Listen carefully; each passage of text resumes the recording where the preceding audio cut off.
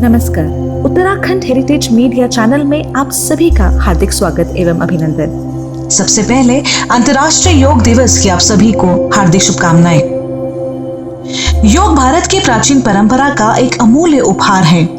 यह दिमाग और शरीर की एकता का प्रतीक है, मनुष्य और प्रकृति के बीच सामंजस्य है, विचार, संयम और पूर्ति प्रदान करने वाला है तथा स्वास्थ्य और भलाई के लिए एक समग्र दृष्टिकोण को भी प्रदान करने वाला है। महर्षि पतंजलि को योग का जनक यानी पिता कहा जाता है। योग को भारत के स्वर्ण युग करीब 26,000 साल पहले की देन माना जाता है। भारतीय योग को जीवन में सकारात्मकता और ऊर्जावान बनाए रखने के लिए महत्वपूर्ण मानते हैं।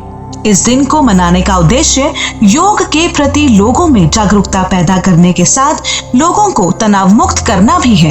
योग साधना में जीवन शैली का पूर्ण सार समाहित किया गया है। पतंजलि के योग बुद्धि नियंत्रण के लिए एक प्रणाली है जिसे राजयोग के रूप में जाना जाता है। पतंजलि के अनुसार योग के 8 सूत्र बताए गए हैं। सबसे पहले है यम।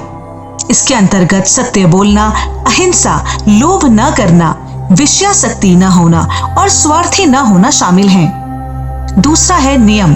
इसके अंतर्गत पवित्रता, संतुष्टि, तपस्या, अध्ययन और ईश्वर को आत्मसमर्पण शामिल है।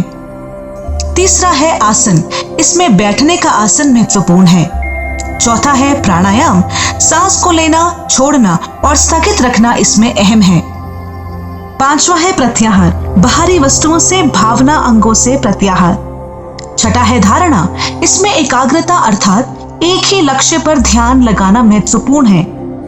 सातवां है ध्यान। ध्यान की वस्तु की प्रकृति का गहन चिंतन इसमें शामिल है। आठवां है समाधि।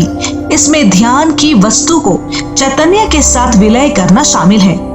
इसके 2 प्रकार हैं, सविकल्प और अविकल्प। अविकल्प में संसार में वापस आने का कोई मार्ग नहीं होता, अतः यह योग पद्धति की चरम अवस्था है।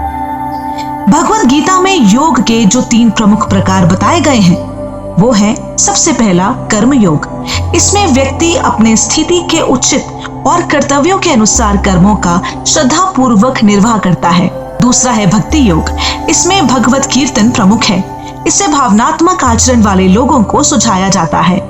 तीसरा है ज्ञान योग। इसमें ज्ञान प्राप्त करना अर्थात ज्ञानार्जन करना शामिल है। वर्तमान में योग को शारीरिक, मानसिक व आत्मिक स्वास्थ्य व शांति के लिए बड़े पैमाने पर अपनाया जाता है। 11 दिसंबर 2014 को संयुक्त राष्ट्र महासभा ने प्रत्येक वर्ष 21 जून को विश्व योग दिवस के रूप में मान्यता दी और 21 जून 2015 को प्रथम अंतर्राष्ट्रीय योग दिवस मनाया गया। प्रथम बार विश्व योग दिवस के अवसर पर 192 देशों में योग का आयोजन किया गया, जिसमें 47 मुस्लिम देश भी शामिल थे।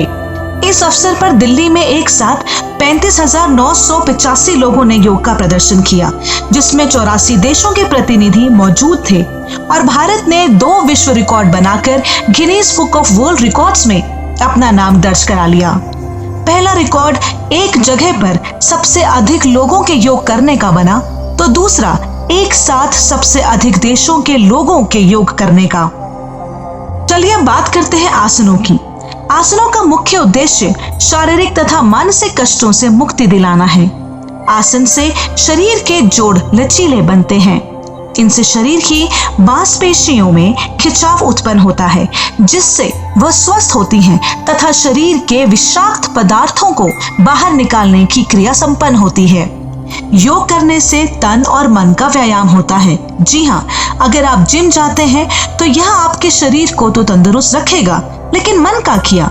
वहीं अगर आप योग का सहारा लेते हैं तो यह आपके तन के साथ ही साथ मन और मस्तिष्क को भी तंदुरुस्त करता है।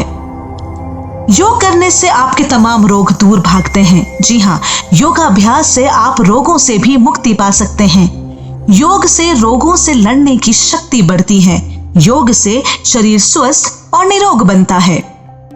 यही नहीं, योग करने से आपका वजन भी नियंत्रण में रहता है।